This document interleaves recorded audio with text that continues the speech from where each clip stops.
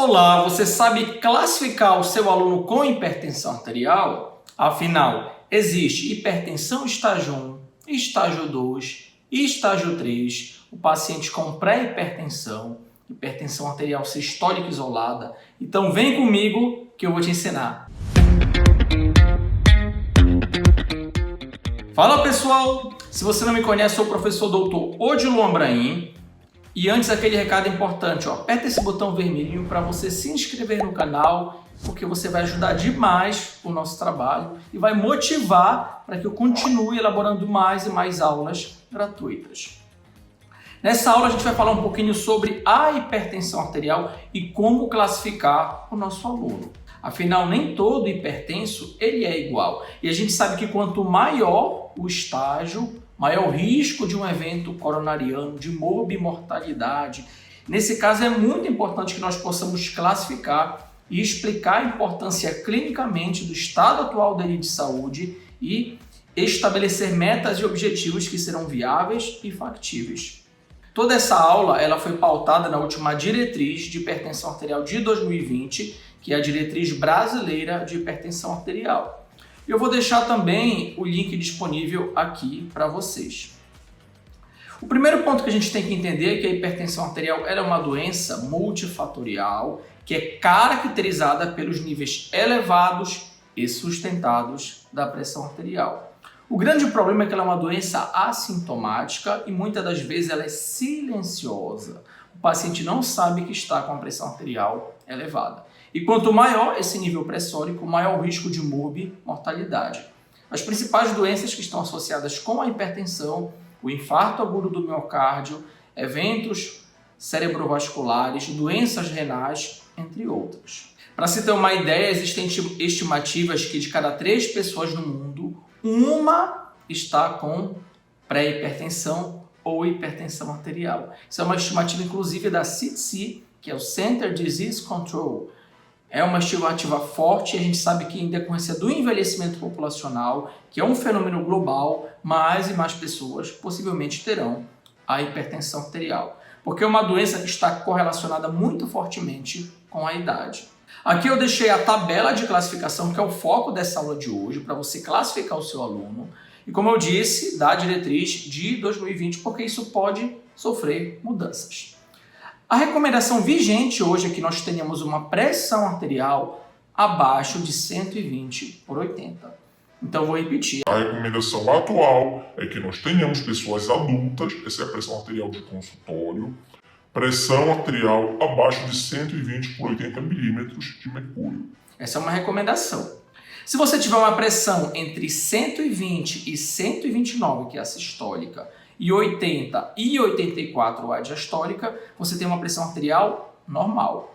Só que depois desse estágio, o bicho começa a pegar. Atenção, é agora que o bicho vai pegar! Se você tiver uma pressão entre 130 e 139 de sistólica ou 85 e 89 da diastólica, você vai ser classificado como pré-hipertenso. Então, vou dar um exemplo. Você chegou lá com o médico cardiologista, ele seguiu todo o procedimento e monitorou, aferiu a sua pressão arterial e deu 130/85. Repetiu, deu 131/85. Possivelmente esse é o seu valor. Ele vai te classificar como pré-hipertenso. Então é um sinal de alerta, porque se você não cuida, você vai ser lá na frente enquadrado, classificado, diagnosticado com hipertensão arterial. As pessoas que já são pré-hipertensas, existem até estudos que fazem o acompanhamento, o follow-up, elas são muito propensas a serem classificadas com hipertensão depois de 5 anos em média. Se o teu paciente tiver uma pressão de 140, por exemplo, por 90, ele já é classificado como hipertenso, estágio 1. E como eu disse para vocês, quanto maior o estágio, maior o risco de um evento coronariano ou evento cerebrovascular. Depois temos o hipertenso estágio 2, o estágio 3. E existe uma certa confusão, porque nem sempre ele vai ser classificado em um único estágio. Então, bora dar um exemplo aqui. O paciente tem a pressão de 140/100. Aí muita gente vai pensar, e aí, Odilon, e agora 140/100? Ele é estágio 1 ou estágio 2? E aí, o que você acha? Se ele tem a pressão 140 sistólica, ele é classificado como hipertenso, estágio 1. mais 100 milímetros de mercúrio na diastólica, ele é classificado como hipertenso estágio 2. Aí muitas pessoas pensam, então ele é 1,5. Não, gente, não existe estágio 1,5. Nessa situação, você sempre vai considerar a desgraça. Então, eu vou repetir. Nessa situação, você considera a tragédia, a desgraça. Então, ele é hipertenso, estágio 2. Sempre quando ele estiver em estágios diferentes, você classifica o estágio mais elevado. Ok? Vamos para mais um exemplo.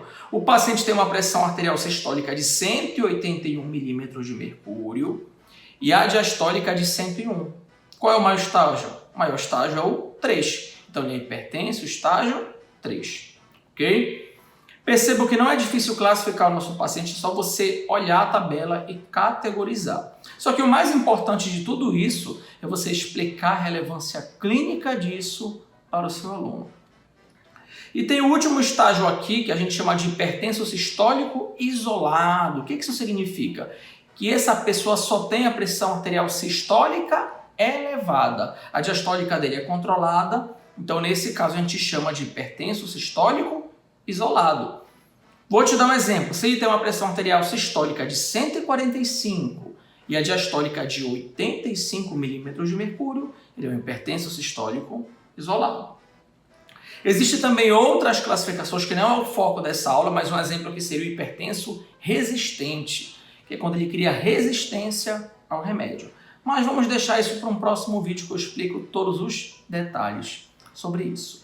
Vamos agora para um estudo de caso para vocês entenderem como que isso realmente é aplicável. Olha aí, paciente com 144/92. E aí, qual é o estágio? Se a gente for olhar a tabela, lembrem, hipertenso, estágio 1. E esse paciente toma 2 medicamentos. E aí ele começou a fazer exercício, se consultou com o nutricionista, fazendo acompanhamento com o cardiologista. Ele mudou o estilo de vida, melhorou o sono, reduziu o estresse, diminuiu a quantidade de álcool. E depois de 6 meses, a pressão arterial dele reduziu para 130/85 milímetros de mercúrio. E aí ele vai ser classificado como pré-hipertenso. E agora ele está tomando apenas um medicamento. Se você fizer isso, eu te garanto que o teu aluno vai ficar muito feliz e dificilmente ele vai te largar, porque tu estás mostrando o que ele mais quer, que é o resultado. Ele reduziu a pressão arterial sistólica, diastólica e reduziu a quantidade de remédios. E o mais importante, reduziu o risco de um evento coronariano e cerebrovascular. Risco de morte. Reduziu o risco de morte. A mensagem para a gente levar para casa é muito simples. Nem todo paciente hipertenso é igual. Existe uma vasta classificação, desde o pré-hipertenso, hipertenso estágio 1, e estágio 2, e estágio 3 e hipertenso sistólico isolado. Não esqueça que quanto maior o grau, maior o risco de mortalidade. Galera, se vocês tiverem dúvidas, coloque aqui nos comentários. Vai ser um prazer responder. Até a próxima aula. Aquele abraço.